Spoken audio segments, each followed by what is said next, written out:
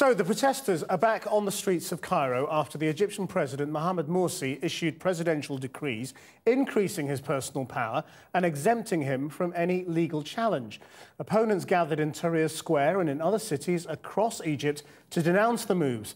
But the Muslim Brotherhood swiftly organised a counter-rally addressed by the president himself outside the presidential palace. Our international editor, Lindsay Hilson, reports. In Alexandria, they set the offices of the Muslim Brotherhood alight, angry that President Morsi has seized what they regard as dictatorial powers. After yesterday's declaration, presidential decrees cannot be challenged judicially. Well, this is another kind of challenge. In Cairo, President Morsi's supporters gathered outside the presidential palace.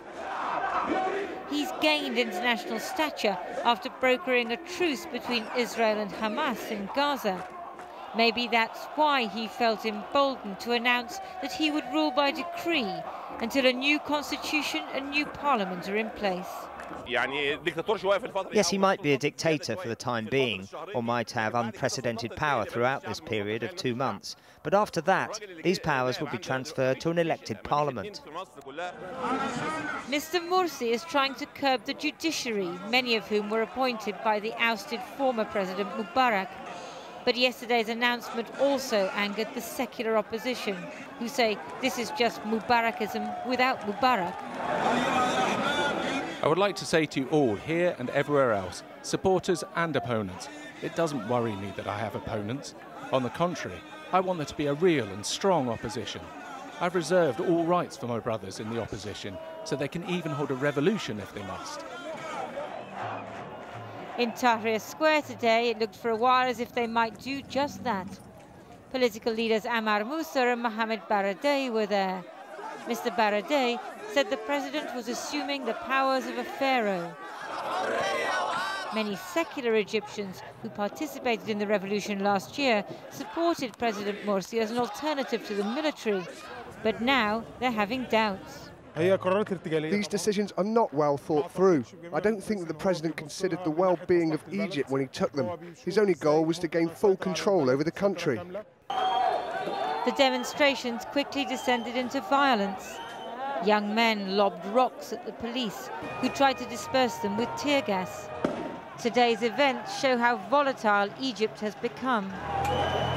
But is this necessary resistance to stop a would-be dictator, or the actions of an out-of-control mob addicted to protest? Well, we hope to be going live to Cairo in a moment, and we can look at some live images from Tahrir Square while I speak to our international editor, Lindsay Hilson, here in the studio. Lindsay, first of all, I mean, the people who are out there, are these people, were they always against the Muslim Brotherhood? Or were they once supporters who've now turned on them? I think that many of the people who are out there were people who took part in the revolution last year, but they tended to be secularist. Now, when it came to the election, they had a choice, the military or the Muslim Brotherhood. They said the Muslim Brotherhood is change. We'll go for that. But now they're getting increasingly anxious. And they're saying that the Muslim Brotherhood is becoming dictatorial, that it's trying to force an Islamist agenda, and that it's no longer representing all of Egypt. And maybe what people have been saying in the last couple of days, they're saying that Morsi, they're calling him Mubarak with a beard. And that, of course, is not what they want, and they feel they have to come out again. And, I mean, Egyptians grew quite used to just staying out on the streets. I mean, could this go on into another protracted standoff? I think it depends what President Morsi does now.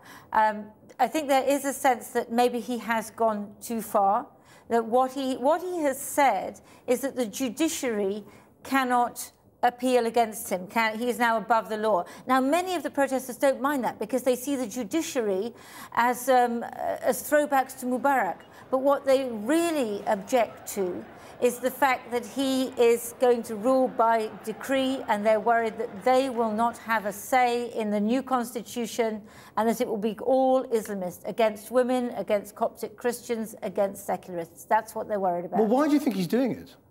Well, I think that he has been emboldened because, I mean, this was a man who was being feted by Hillary Clinton yesterday for brokering the agreement between Israel and Hamas. And I think that there is also a genuine concern about Egypt spinning out of control. There is a need to assert authority, to have the rule of law, law and order. Maybe this is his way of trying to assert that, but it seems to be backfiring. And so is this something where anybody else can have any say, or will this be resolved in Egypt by Egyptians? Oh, this has to be resolved in Egypt by Egyptians, no question of that. It's really to do with the relationships between the Muslim Brotherhood, the judiciary, the military, and people on the street. Thanks, Lindsay. Well, we can go now to Cairo.